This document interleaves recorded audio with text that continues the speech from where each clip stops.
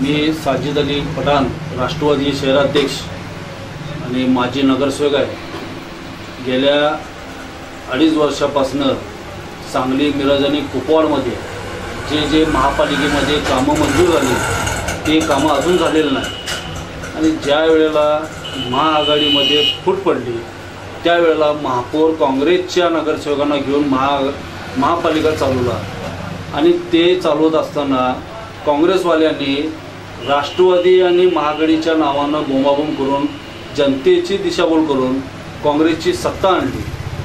तर सत्ता आणून 3 महिने झाले, तर 3 महिने होऊन गेले, तर 3 महिन्यात 3 कामं झालेली नाही यांच्या हातानं।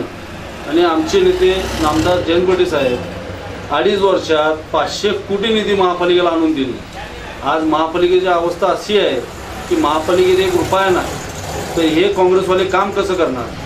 आणि 3 महिने झाले आपापमध्ये ही भांडण आणि आपापले पुढचीसाठी भांडण चालू आहे। जे महापौर इद्रिस नायकुडी याला आमचे नेते जयंत पाटील साहेब निवडून आणले, महापौर केले, ते त्यांच्याशी गद्दारी करून परत नामदार पतंगराव साहेब, नामदार मदन पाटील साहेब यांच्यापाशी जाऊन ते 2.5 वर्ष कारभार केला, काँग्रेसचे नगरसेवक घेऊन केला। ऐनवेळच्या विषयमध्ये करोडो रुपयाचे सांगली आणि कुपवाडमध्ये कामं केला, मिरजमध्ये केलेलं नाही। तर ते कामं अजून झालेलं नाही आणि ते पूर्ण निव्वळ बोगस कामं आहेत आणि ऐनवेळच्या ठरावामध्ये करोडो रुपयाची कामं घ्यायचा या महापौराला अधिकार नव्हता। म्हणून मी मुख्यमंत्री साहेबाकडे, नगरविकास खात्याकडे यांच्या विरोधात तक्रार केलेली आहे।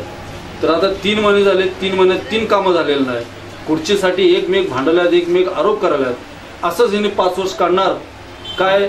मिरज, सांगली, कुपवाडचा विकास करणार म्हणून यांच्या हातात सत्ता दिलेली आहे। तर मला काय वाटत नाही यांच्या हातानं सत्ता विकास होईल आणि सत्ता यांची जास्त दिवस टिकेल।